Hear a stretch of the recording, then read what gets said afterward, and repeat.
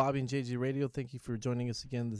We're speaking with Bobby Ehrig, the veteran specialist here in the Behrig County metro area, and we're speaking about some of the different things that you can do for these veterans that are out there today.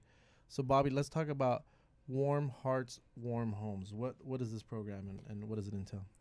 In a nutshell, Warm Hearts, Warm Homes is a grassroots effort to help fix a problem that was identified in 2009. So we had one of the coldest winters on record in South Texas. Yeah. And our agency, which operates a call center for support, and 211 both received probably 400 calls in a couple days time frame. And it was basically low-income people, seniors too, and disabled, that had no heat in their homes, that had no heater even installed in their homes, and had no other support systems, and usually on fixed low incomes. Right. So normally, if you're trying to do it through, let's say, a government program, you would have a lot of bureaucracy and never get it done. So we turned it into, hey, call this person, call that person, see what we can donate, and help a neighbor.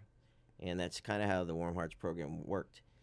We now, on average, support about 175 families each year. Wow. And it's normally the colder months, so it's about a 3-month period. But the reality is that people do die in that 3 months that we have that much cold weather. Right. And so how many heaters are you giving away? Last year it was 169.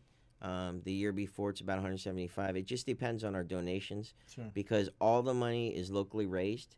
Last year, 87% of the money that we received for heaters was from individual donors, Right. not from companies or anything like that. Right. And we use 100% of the profits to purchase heaters. Everybody who delivers them are volunteers, and we also work with the intellectually disabled in the community who, through their facilities, help us deliver them, so they become a part of supporting their own community. That's awesome. So people can give more than just money. They can give time. They can help go out and take the heaters to where they need to be and all that kind of stuff. Yeah, I mean, we can always use volunteers to help deliver them. It's a very easy process. One piece of paper. We do all the intake and assessment to make sure their need. Right. Or they can donate. I mean, I'll take $1, but $40 buys one heater. That's awesome. And on average, in 2013, it was estimated that property damage because of home fires caused $1.1 billion in costs. Because these, without a heater, you got the oven on and you got the Right. gas going. Most people in San Antonio area have gas from the 70s, and they use an open stove as heat. Right. So either they can get asphyxiated because of the poisoning from the carbon dioxide, Right. or they burn themselves up because I know it we causes talked fires. about there's a certain percentage of gas that a stove is leaking Right. when you're just running it to use it for heat. Yeah, I wasn't even aware of that because whenever I grew up in the Northeast, you either had fireplaces with wood or you had electricity heat, not Right. gas that much. But I was told by several contractors that in general, the stoves and stuff do leak partial amounts of heat. But if you're running them in an enclosed space, especially the older population, they do this on the norm. They could die from just the vapors coming out of it. For sure. And so this is 100% local, right? You guys don't get any grants. No, we don't get any type of federal funding or any type of grants of that nature. It's locally raised money, just people from San Antonio caring about people from San Antonio. And we also last year expanded to help the other 12 counties surrounding Bear as well. Right. So. And so you've done some. Let's talk about those fundraisers. Like, what do you guys do to get some money for this? So we do a luncheon at Fuddruckers over here. I guess it's the original Fuddruckers. Yeah. Nacogdoches. So we do a luncheon there once a year. We send out to some community partners to advertise and promote it. And in general, even the fundraisers are kind of a mom and pop concept. Sure. When we find supporters that might be willing to do a fundraiser, I go out and speak and tell people about the program. Right. And other than that, we try places like y'all who have radio stations in the area, or the news stations who are willing to do a story to help us get the word out there. Right. Absolutely. Yeah. So next time you have that lunch, just let me know. I'll make sure that we go throw down a burger. We're probably gonna throw one down anyways. Might as well, buy a heater while we're doing it. So I know that there's something that you guys have for the warmer months. So you have the Warm Hearts, Warm Homes in the winter, and in the summer you have a program called the Cool Neighbor Program. Right. So our agency tries to fix a lot of problems that are social problems. The city of San Antonio itself does the fans, and they have the fans. We do what's called Cool Neighbor, where we help educate and also provide a very simple plastic old-fashioned thermometer, because a lot of the aging people and also the older Hispanic population that's in San Antonio don't realize that even at like 82 degrees in your own home, that doesn't mean it's just 82. No. I mean, they could be dehydrated. They could go to sleep and then wake up and it's 105 and don't realize that they can die from these things. So you guys give them some kind of a cheat card that tells you, hey, at this temperature you should be doing this. Right. We have an easy to read card that they can put on their refrigerator with a magnet, and it tells them about heat exhaustion. It tells them about heat problems. It also tells what can you do that's free to keep yourself cool, like going to the mall or going to the library and things like that. And then the thermometer is there to warn them or remind them that they need to pay attention, especially with the summer months we get here. Maybe go to the mall or something, right? Just to get out of the heat. Anywhere where free AC. Yeah, yeah, anywhere. So let's touch on the Alamo Service Connection. What all do you do? So the Alamo Service Connection is what's considered the State Aging and Disability Resource Center. It's your point of entry to provide information, referral, and help for almost any citizens of the region.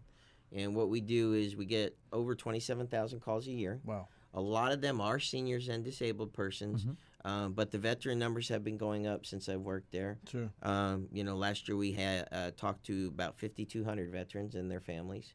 And we try and connect them with resources that they, again, might not know about. So give me an example of that. So as an example, instead of them calling and we give them a phone number and an agency, we'll sit there and try and figure out what the problem is. They may say, well, I need to get a ride, okay? But that's not usually the problem. The problem could be a medical problem. It could be the problem they don't even know how to access transportation. Sure. Could be that they're poor and they can't afford a car, those kinds of things. So we look at all those things and try and look at it holistically to provide solutions for all those, not just give them that phone number. So if you're just tuning in, you're listening to Bobby Ehrig. We're talking about pretty much helping the veterans out, different programs that they're helping in the winter and summer months. So, Bobby, let's talk about your journey. What got you here where we're at now? How'd you get here? So, I'm one of those... I took 281. Yeah. I want to hear your story. I was one of those transplants. What's that saying about trying to get to Texas in a hurry? Oh, yeah. So, you got here as soon as you could. Yeah, I right? got here as soon as I could. So, in 2006, I was on my second tour in Iraq. Sure. And I was in one of the hottest places in the country called Ramadi. Which, from what I'm told, is where all the TV reports at that time were going. It was called the Wild West. Mm-hmm. And I was, doing my job there, running an Iraqi police station, and I got blown up by a truck bomb with about 100 tanks of propane. Wow. So I ended up coming to the best burn center in the world, Brooke Army Hospital. It's here. And I've been here ever since. Part of my recovery, to me, was much like Richard, is that leading soldiers kind of it infests your mind, where if you don't do it, you feel like you're doing something wrong. Just because you've done it for so long. Right, because we've done it for so long and we believe in what we're doing. Just like on the battlefield, we don't think about politics and we don't think about why we're there. We're really just there to take care of the person to our left and right, our fellow soldiers that are with us. Sure. So we do the same thing back here, coming out of the military and then realizing that soldiers or veterans of any generation still need help because nobody's telling them what's going on. Kind of frustrates people, and that's kind of how I got into the advocacy, I guess you would say. So you got sent here to San Antonio because we have the best burn unit in the world, I guess. Right. And then what got you to these programs? How'd you get to start running these organizations? So my first step, I guess, into the civilian world was reaching out because a lot of veterans were calling me and they needed help with CPS Energy. Their burns and all the other problems that they have weren't considered official disabilities. Wow. And CPS is run by the state in policy.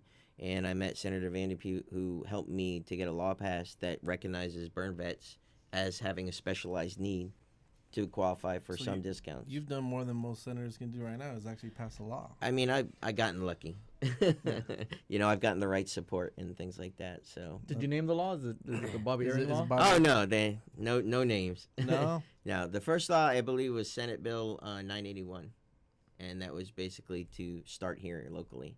And then we got a bill passed in 2013, which is Senate Bill 1002, which is statewide now.